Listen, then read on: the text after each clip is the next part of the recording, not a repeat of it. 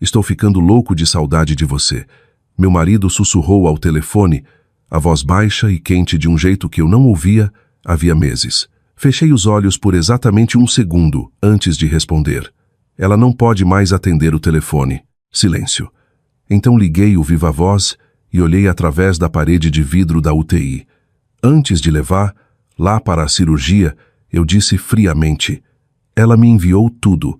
A sala de espera cheirava a café queimado, desinfetante e chuva arrastada do estacionamento. Atrás de mim, uma máquina de lanche zumbia baixinho sob o murmúrio da televisão com notícias da madrugada, e a cada poucos minutos as portas automáticas perto da entrada de emergência se abriam com um suspiro mecânico, deixando entrar outra lufada de ar úmido de março vindo de fora. Os subúrbios de São Paulo no início da estação chuvosa eram cruéis assim. O verão nunca ia embora de verdade. Só ficava mais molhado e mais miserável. Minhas mãos tremiam, embora eu as mantivesse firmemente cruzadas no colo para que ninguém notasse. Na minha mão direita estava um iPhone rosa claro com o canto rachado e uma capinha brilhante que dizia Boas Vibrações em letras douradas desbotadas. Pertencia a uma mulher chamada Camila Rocha, e meu marido acabara de ligar para ele. No início, ele não disse nada depois de ouvir minha voz. Eu só conseguia ouvir sua respiração, agora rápida e irregular, como se ele tivesse começado a subir escadas de repente. Então, finalmente, baixinho. Laura? Eu encarei o corredor escuro da UTI à minha frente. Sim. Outro silêncio. O quê? O que aconteceu? Eu deveria ter gritado. Deus sabe que eu queria. Queria jogar o telefone do outro lado da sala, marchar até nossa bela casa nos subúrbios e quebrar todas as fotos de família emolduradas no corredor. Queria perguntar quanto tempo ele vinha me humilhando enquanto eu dobrava suas roupas, sentava ao lado dele nos jogos de futebol da Luísa, sorria educadamente nos churrascos do condomínio e o defendia sempre que as pessoas brincavam sobre executivos corporativos nunca estarem em casa. Mas, estranhamente, naquele momento eu me sentia quase calma. Talvez porque a dor já tivesse ido além da raiva. Ela sofreu um acidente de carro, eu disse. Ainda não sabem se vai sobreviver à cirurgia. A respiração dele parou completamente. Ouvi movimento do outro lado da linha, uma cadeira raspando forte no chão. Meu Deus, murmurou ele. Jesus Cristo. E então algo aconteceu que me disse mais do que qualquer confissão poderia. Nenhuma vez ele perguntou quem Camila Rocha era para mim. Nenhuma vez negou conhecer. Lá. Nenhuma vez perguntou por que eu tinha o telefone dela. Ele simplesmente sussurrou. Ela está consciente? Nenhum marido reage assim a uma estranha. Eu me recostei devagar na cadeira dura de vinil do hospital e olhei para a chuva escorrendo pelas janelas. Não, respondi, mas antes de perder a consciência, ela agendou um e-mail para mim. O silêncio que se seguiu parecia vivo. Pesado, perigoso. Que e-mail? Ele perguntou finalmente. Olhei para baixo, para os arquivos abertos ainda brilhando no meu próprio telefone, capturas de tela de reservas de hotel em Campinas, recibos de restaurantes que Eduardo alegava ter frequentado com clientes, transferências bancárias que eu ainda não entendia, e gravações de áudio rotuladas apenas por datas. Você sabe exatamente qual e-mail, eu disse. Então desliguei. Por muito tempo, fiquei apenas sentada ali, olhando para o nada. A verdade era que, 3 horas antes, eu ainda acreditava que meu casamento era salvável. Não perfeito, Deus, não, mas salvável. Eduardo e eu éramos casados havia 12 anos. Morávamos em Nova Esperança, num daqueles condomínios quietos cheios de gramados aparados, SUVs pretos e famílias que decoravam exageradamente para o Natal. Nossa filha Luísa tinha 14 anos. Toda sarcasmo, fones emaranhados e campos minados emocionais, exatamente como garotas de 14 anos devem ser. Eu trabalhava como enfermeira no Hospital São Lucas, mas depois que Luísa nasceu prematura, Eduardo me convenceu a ficar em casa por um tempo. Só até as coisas se acalmarem, ele dissera. As coisas nunca se acalmaram. Os anos passaram quietos, como costumam passar no casamento. Treinos de futebol viraram aulas preparatórias para o vestibular. Noites românticas viraram conversas sobre boletos de condomínio e calhas vazando. Eduardo subiu na empresa, uma corporação de suprimentos médicos no centro de São Paulo. E a cada promoção vinha outra camada entre nós. Horas mais longas, mais viagens de negócios, ternos novos, Mais tensão, menos contato visual. Cerca de 8 meses antes, notei que ele tinha começado a trancar o celular. Esse pequeno detalhe ficou cravado no meu peito como uma farpa. Depois veio a colônia que ele passou a usar nos dias úteis, a academia que ele ficou estranhamente reservado sobre, os jantares tarde da noite com clientes que sempre aconteciam nas quintas-feiras. Nós, mulheres, sempre sabemos muito antes de admitir para nós mesmas, mas saber quietamente dentro dos ossos é diferente de ver a prova diante dos olhos como evidência num tribunal. Às 20h17 daquela noite, meu telefone tocou de um número desconhecido enquanto eu dobrava a roupa na sala. Um homem se apresentou como policial rodoviário federal Daniel Ruiz. No início pensei que algo tinha acontecido com Eduardo. Então ele perguntou: "A senhora é Laura Mendes?" "Sim. Encontramos seu número listado como contato de emergência de uma Camila Rocha." Quase corrigi. Devia haver algum engano. Mas ele continuou: "Ela se envolveu numa colisão grave na rodovia Castelo Branco há cerca de 40 minutos. Antes de perder a consciência, pediu que entrássemos em contato com a senhora se algo acontecesse. Lembro de ter segurado a borda do sofá porque de repente a sala inclinou para o lado. Eu não conheço ninguém chamada Camila Rocha." Uma pausa. Então o policial disse gentilmente: "Senhora." Ela insistiu.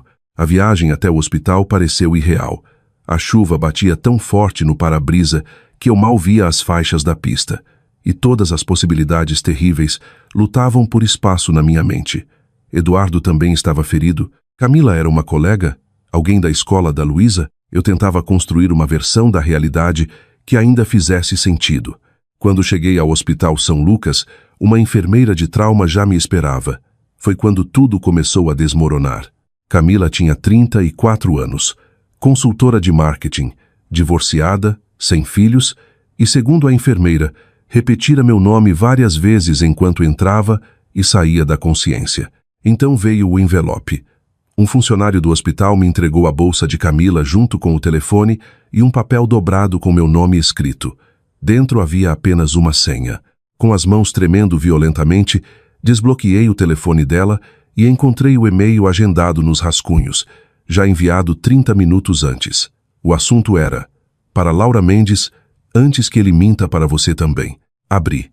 A primeira foto quase parou meu coração. Eduardo beijando Camila no espelho do lobby de um hotel, com data de 6 meses antes. A segunda mostrava uma transferência bancária. A terceira era um arquivo de áudio. E abaixo de tudo uma mensagem final: "Acho que seu marido está em séria encrenca e acho que ele planejava me arrastar junto." Eu ainda olhava para aquelas palavras quando Eduardo ligou para o telefone dela. Não escutei as gravações imediatamente. Por quase 20 minutos depois da ligação de Eduardo, fiquei simplesmente sentada naquela sala de espera gelada do hospital com o telefone de Camila no colo, olhando para o brilho da tela enquanto meus pensamentos espiralavam para lugares escuros demais para nomear. Enfermeiras passavam em uniformes azuis suaves. Famílias exaustas entravam e saíam carregando copos de papel com café. E em algum lugar do corredor, uma criança chorou brevemente antes de ser consolada até o silêncio. A vida continuava. A minha tinha parado. Em algum momento, meu próprio telefone começou a vibrar no bolso do casaco. Eduardo. De novo e de novo. Depois mensagens. "Laura, por favor, atende. Por favor. Não é o que você está pensando." Quase ri disso. Homens sempre dizem isso. É praticamente memória muscular para eles. Tão instintivo quanto respirar. Mas a verdade era que eu já não me importava mais com o caso em si. Essa constatação veio quieta, quase assustadora, porque algo dentro de mim entendia que havia mais. A mensagem final de Camila não soava como uma amante triunfante expondo um marido traidor. Soava como uma mulher assustada tentando sair de uma situação perigosa antes que ela a engolisse inteira. E isso me aterrorizava mais que a traição. Finalmente abri o primeiro arquivo de áudio. No início havia estática, depois o som abafado de movimento, chaves tilintando, porta de carro fechando, tráfego distante. Então Camila falou: "Estou gravando isso porque não sei o que Eduardo pode fazer se eu disser que terminei." Meu peito apertou imediatamente. A voz dela tremia levemente, mas não de drama de medo genuíno. "Eu sei como isso soa", continuou baixinho. "E se você estiver ouvindo isso, Laura, Então algo provavelmente já deu errado. Uma longa pausa. Eu nunca quis que nada disso acontecesse. Fechei os olhos. Deus me ajude. Eu acreditei nela. A gravação continuou por quase 10 minutos, e no final minha compreensão do meu marido tinha mudado para algo irreconhecível. Camila explicou que conheceu Eduardo numa conferência de marketing de saúde em Campinas, quase 2 anos antes. Ele fora charmoso, atencioso, inteligente do jeito polido corporativo que faz homens bem-sucedidos parecerem mais seguros do que realmente são. Na época, Camila tinha acabado de sair de um divórcio brutal que a deixou financeiramente instável e emocionalmente exausta. Eduardo a ouviu, ajudou, lembrava detalhes. Depois começou a se abrir também. Pressão no trabalho, estresse, medo de falhar com a família. Mentiras clássicas, não inteiramente falsas. Essa era a parte perigosa, mas verdades cuidadosamente editadas para conquistar simpatia. O caso começou 6 meses depois. Mas segundo Camila, a manipulação emocional começou muito antes. Ele sempre precisava se sentir o herói, disse ela baixinho na gravação. Então um dia, sem aviso, ele precisou que eu o salvasse. Franzi a testa.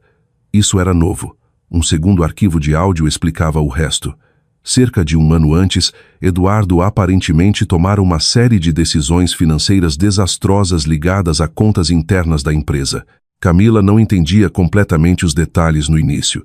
Nem eu, mas envolvia transferências ocultas, pagamentos a fornecedores não autorizados e dinheiro que não poderia ser facilmente explicado se auditores começassem a olhar com atenção. E de alguma forma Eduardo a envolveu. Ele disse que era temporário, sussurrou Camila.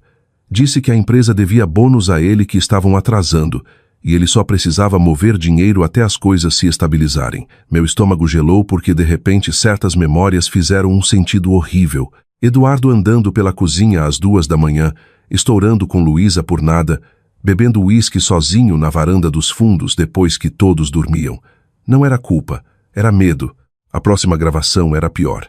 Camila soava exausta, emocionalmente esgotada.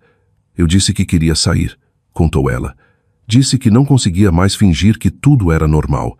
Então a voz dela falhou levemente, e ele ficou com raiva, não gritando. Isso teria sido mais fácil. Não.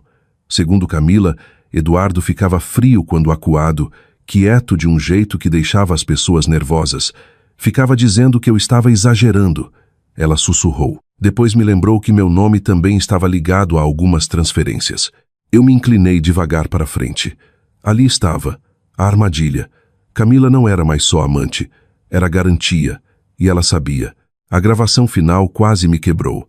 Tinha sido gravada acidentalmente dentro do carro de Camila poucas horas antes do acidente. A chuva batia forte no para-brisa, e no início nenhum dos dois falou. Então Camila disse baixinho, não consigo mais fazer isso. Eduardo respondeu imediatamente, você está sendo irracional. Não, Eduardo, estou apavorada. Você acha que destruir nossas vidas vai ajudar? Minha vida já está destruída. Silêncio. Então a voz de Camila tremeu com lágrimas. Você disse que ninguém se machucaria. Outro longo silêncio. Quando Eduardo falou novamente, o tom tinha mudado completamente mais plano agora, mais escuro. Você não pode simplesmente ir embora depois de tudo que arrisquei por você. Parei de respirar. Camila sussurrou. Por mim ou por você? Sem resposta. Então veio o som de uma porta de carro batendo. Chuva. Passos. E finalmente Camila soluçando baixinho atrás do volante. A gravação terminou ali. Sem acidente, sem gritos, só silêncio. Fiquei paralisada naquela cadeira do hospital enquanto a realidade se assentava devagar nos meus ossos. Meu marido não tinha tentado matar ninguém, mas empurrara uma mulher assustada até o limite do colapso emocional, aprendera dentro das mentiras dele e a deixara sozinha no meio de uma tempestade, carregando segredos grandes o suficiente para arruinar os dois. E agora ela lutava pela vida lá em cima. Meu telefone vibrou novamente. Eduardo. Desta vez atendi. Por vários segundos nenhum de nós falou. Então ele perguntou baixinho. Ela está viva? Não você está bem? Não podemos conversar? Nem mesmo desculpe. Só isso. Olhei para as portas da UTI. Sim, eu disse friamente. Por enquanto. Ouvi ele expirar trêmulo. Então bem baixinho. Laura, por favor, me deixa explicar. Olhei para a chuva escorrendo pelas janelas do hospital e percebi algo estranho. Pela primeira vez em meses, talvez anos, eu não sentia mais medo de perder meu marido. Agora tinha medo de finalmente ver quem ele realmente era.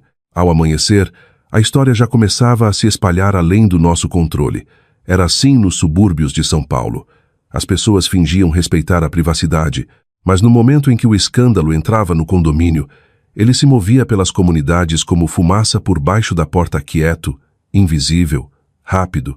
Às 6h30 daquela manhã, enquanto eu estava meio adormecida numa cadeira plástica do hospital com café frio nas mãos, a empresa de Eduardo o colocou em licença administrativa temporária pendente de investigação interna. Às 8h, uma das outras mães do time de futebol da Luísa me mandou mensagem fingindo se preocupar, embora a mensagem carregasse a fome inconfundível de quem pescava fofoca. Ao meio-dia, minha filha saiu da aula de matemática porque outro aluno perguntou se o pai dela era o executivo traidor que aparecia nas notícias. Foi assim que uma vida podia desmoronar. Não de uma vez, pedaço por pedaço, em público. Eduardo chegou ao hospital pouco depois das 10 da manhã. Soube que era ele antes mesmo de olhar para cima. Depois de 12 anos de casamento, você aprende o ritmo da existência de uma pessoa, o som dos passos, o jeito de limpar a garganta, a energia nervosa que traz para uma sala antes mesmo de falar. Mas quando finalmente levantei os olhos, mal reconheci o homem à minha frente. A gravata estava torta. O cabelo parecia molhado, como se ele tivesse passado mãos ansiosas por ele durante horas. Olheiras sombreavam os olhos e, pela primeira vez desde que o conhecia, ele parecia genuinamente pequeno. Não poderoso, não polido, só cansado. Nossos olhares se encontraram. Nenhum de nós se moveu. Então Eduardo olhou para as portas da UTI e perguntou baixinho: "Ela acordou?" Eu ri uma vez por baixo do fôlego antes de conseguir me conter. Não foi um som feliz. "Você é inacreditável", eu disse. "Não", interrompi bruscamente. "Não fique aqui fingindo que é a vítima nisso. Não estou fingindo nada. Sério, porque sua amante está lá em cima com o crânio fraturado, enquanto investigadores federais provavelmente estão vasculhando as contas da sua empresa agora." O rosto dele se contraiu imediatamente. Então eu estava certa. Havia investigadores federais envolvidos. Interessante. Eduardo baixou a voz. "Podemos não fazer isso aqui." Eu me levantei devagar. Por um breve segundo, vi medo cruzar o rosto dele. Não porque achasse que eu pudesse gritar, mas porque percebeu que eu não me importava mais o suficiente para isso. Isso o assustou mais. "Sabe qual é a pior parte?" Eu disse baixinho. "Nem é mais o caso." O maxilar dele se contraiu. Eu ouvi as gravações. A cor sumiu do rosto dele imediatamente. Cada gota, e de repente entendi exatamente quão fundo isso ia. "Você a manipulou", sussurrei. "Você aprendeu." "Não foi isso que aconteceu." "Então explique." Eduardo olhou para o lado. Aquele pequeno movimento me disse mais do que palavras jamais poderiam. A verdade vivia dentro do silêncio. "Você não entende a pressão que eu estava sofrendo", murmurou ele finalmente. Eu o encarei incrédula. "Aí está", eu disse suavemente. "A desculpa." "Não é desculpa." "Então o que é?" Por um momento ele não disse nada.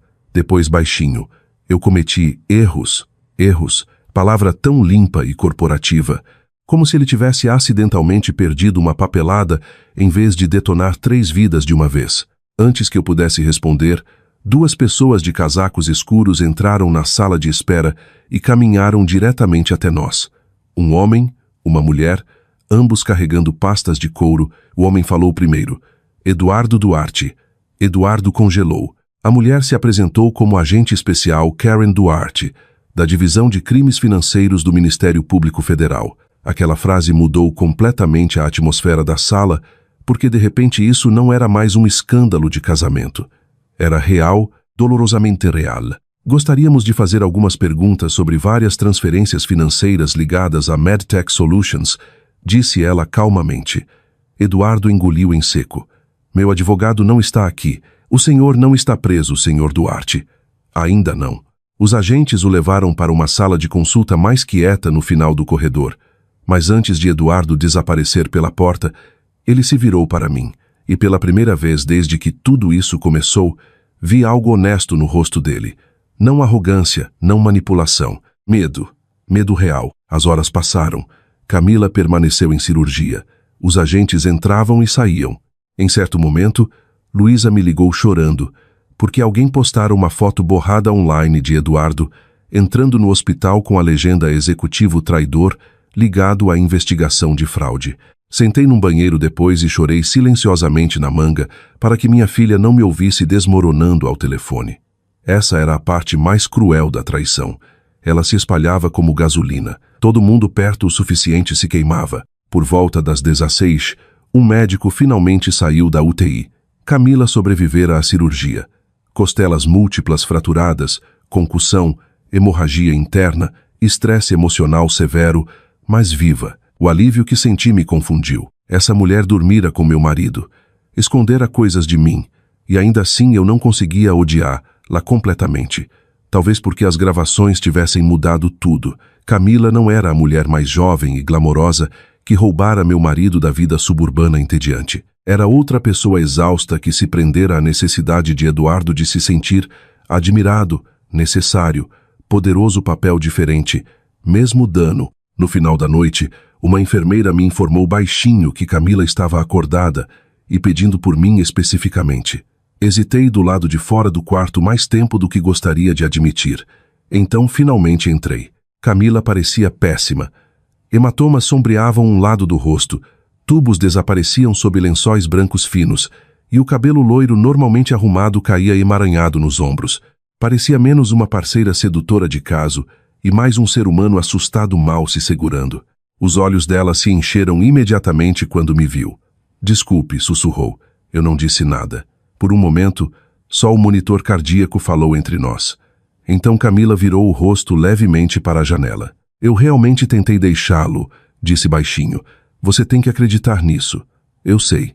Os olhos dela se arregalaram levemente. Ouvi as gravações.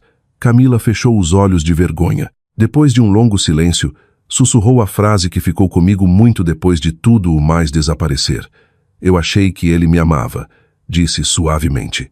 Mas no final percebi que ele só amava ser a pessoa de quem todo mundo dependia. Fiquei completamente imóvel, porque de repente todo o meu casamento se rearrumou na minha cabeça, não em torno do amor, mas em torno do vício desesperado de Eduardo por ser necessário. E pessoas assim destroem todo mundo ao redor no momento em que elas próprias começam a desmoronar. 3 dias depois da cirurgia de Camila, Eduardo voltou para casa. Não para consertar o casamento, não porque as coisas estavam voltando ao normal. Voltou porque investigadores federais tinham confiscado o laptop do trabalho, congelado várias contas ligadas à investigação interna e aconselhado que não saísse do estado enquanto auditores examinavam quase 2 anos de registros financeiros. O homem que antes passava as manhãs gritando em chamadas de conferência de um SUV de luxo, agora entrava na nossa cozinha parecendo alguém que sobrevivera a um naufrágio. E estranhamente até então minha raiva tinha se tornado algo mais frio, mais limpo. Na primeira noite de volta, ele dormiu no quarto de hóspedes do andar de baixo, sem que nenhum de nós discutisse. Luísa mal olhou para ele durante o jantar. Empurrava o frango no prato enquanto Eduardo tentava uma conversa desajeitada sobre horários da escola e próximos torneios de futebol. Mas cada frase desmoronava no meio do caminho. Crianças sempre sabem quando um pai fica moralmente menor. Nenhuma explicação é necessária. Depois do jantar, Luísa desapareceu no andar de cima com os fones, e Eduardo ficou sentado sozinho na mesa da cozinha enquanto a chuva batia suavemente nas janelas sobre a pia. Por anos, imaginei confrontá-lo dramaticamente. Se descobrisse um caso, gritaria, jogaria taças de vinho, exigiria respostas como as mulheres fazem nas novelas. Em vez disso, enxaguei os pratos quietamente sob água morna, enquanto meu marido sentava a 3 metros, parecendo aterrorizado por mim. Aquele silêncio se tornou sua própria forma de vingança. Finalmente Eduardo falou. Eu nunca quis que nada disso acontecesse. Continuei lavando o mesmo prato. Ninguém nunca quer. Isso não é justo. Virei devagar, o pano de prato ainda nas mãos. Você teve um caso. Manipulou outra mulher para ajudar a esconder crimes financeiros. Mentiu para sua família por quase 2 anos e encurralou emocionalmente alguém tão mal que ela dirigiu numa tempestade soluçando atrás do volante. Pausei. Explique para mim qual parte merece justiça. O rosto dele se contraiu imediatamente. Eu não forcei Camila a fazer nada. É essa a linha que você vai seguir? Ela também fez escolhas. Ali estava. Não negação, distribuição de culpa. Sequei as mãos cuidadosamente antes de falar novamente porque de repente entendi algo importante. Eduardo ainda acreditava que essa crise poderia ser gerenciada, controlada, sobrevivida através de estratégia.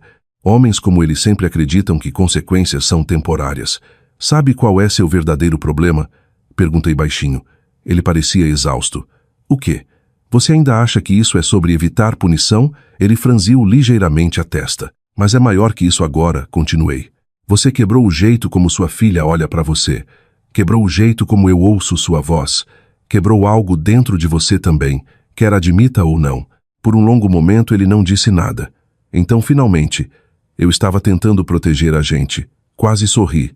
Não porque era engraçado, mas porque era trágico. Não, eu disse suavemente.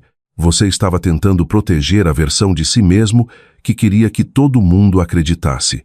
Aquela frase o acertou mais forte do que gritos jamais poderiam. Vi acontecer fisicamente. O leve colapso nos ombros, o jeito como os olhos caíram para o chão, como se algo dentro dele tivesse finalmente ficado pesado demais para carregar. E pela primeira vez desde que esse pesadelo começou, Eduardo parou de se defender. A verdade veio devagar depois disso, não numa confissão dramática, mas em fragmentos ao longo de várias noites.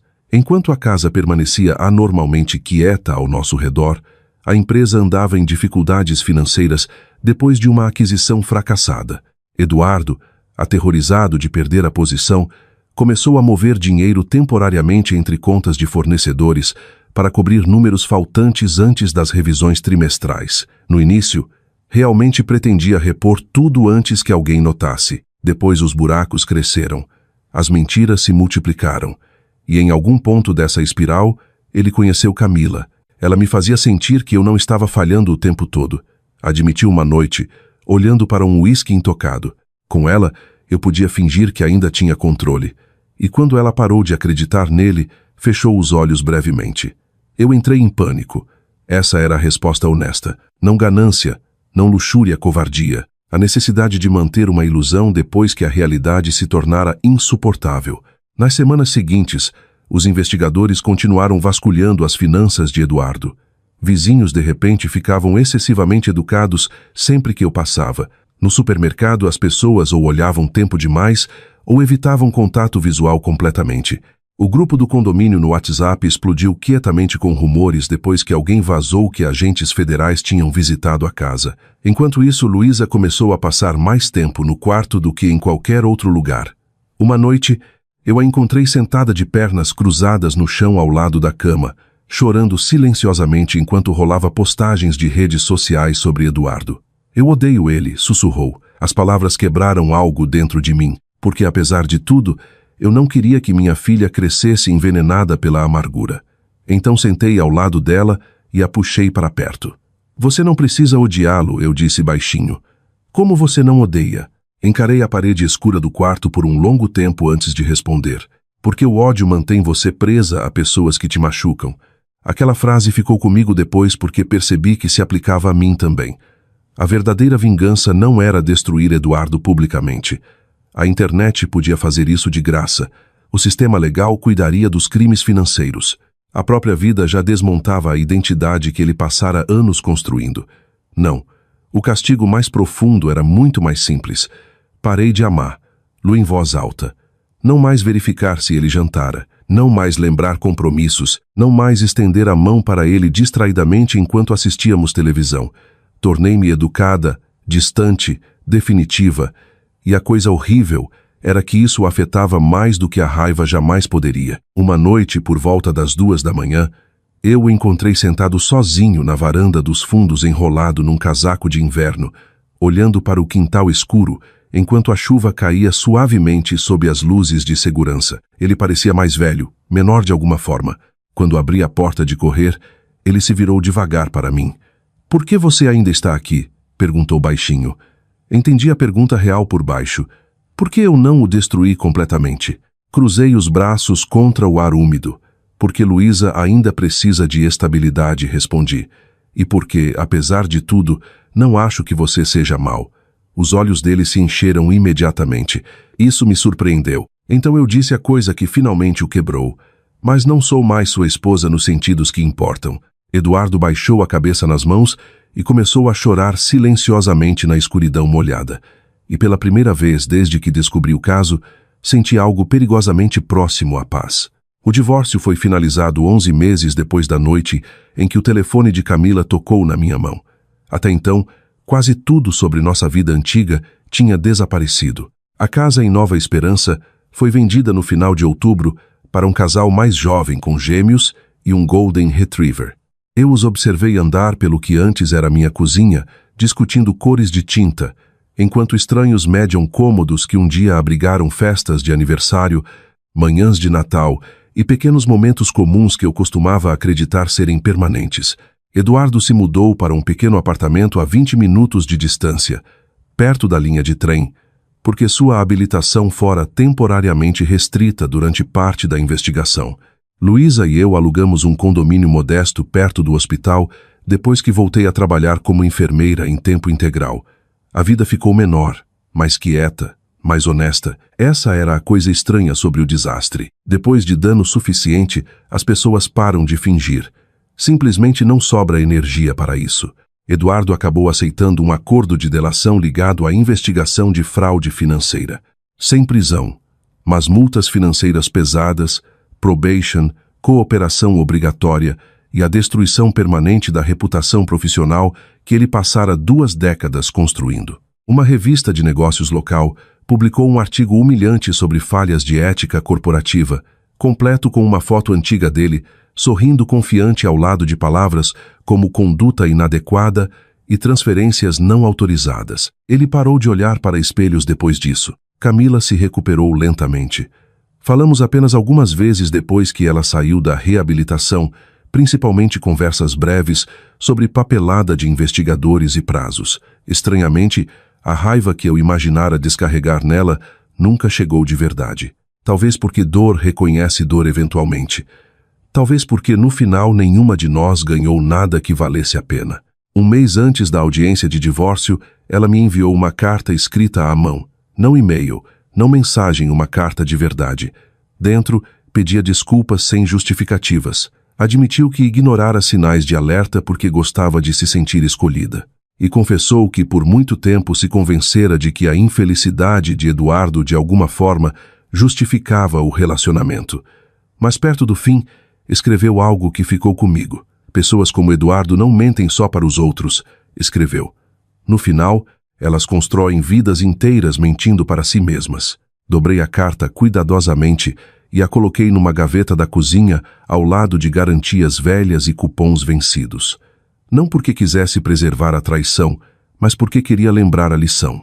Em dezembro, a chuva cobriu tudo novamente.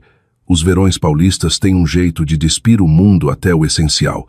Árvores ficam como esqueletos contra céus cinzentos. Gramados desaparecem sob poças. As pessoas se movem rápido de lugar quente para lugar quente, carregando lutos privados sob casacos pesados. Uma tarde de terça, Eduardo perguntou se podíamos nos encontrar depois que a papelada final do divórcio fosse assinada. Quase recusei, mas algo dentro de mim entendeu que histórias inacabadas têm um jeito de ficar se você nunca as enfrenta diretamente. Então nos encontramos num pequeno restaurante à beira da rodovia, daqueles com bancos de couro rachado, refil infinito de café e garçonetes antigas que chamam todo mundo de querido, independentemente da idade. Eduardo já estava sentado quando cheguei. Por um segundo, mal o reconheci. Ele parecia mais magro agora. Todo o polimento corporativo caro tinha sumido. Sem terno sob medida, sem relógio de luxo, só um homem de meia-idade comum sentado sozinho sob luzes fluorescentes, enquanto a chuva caía quieta do lado de fora das janelas. Quando me viu, ele se levantou desajeitado. "Você parece cansada", disse suavemente. "Você também." Um sorrisinho triste tocou o rosto dele. Pedimos café que nenhum de nós realmente queria.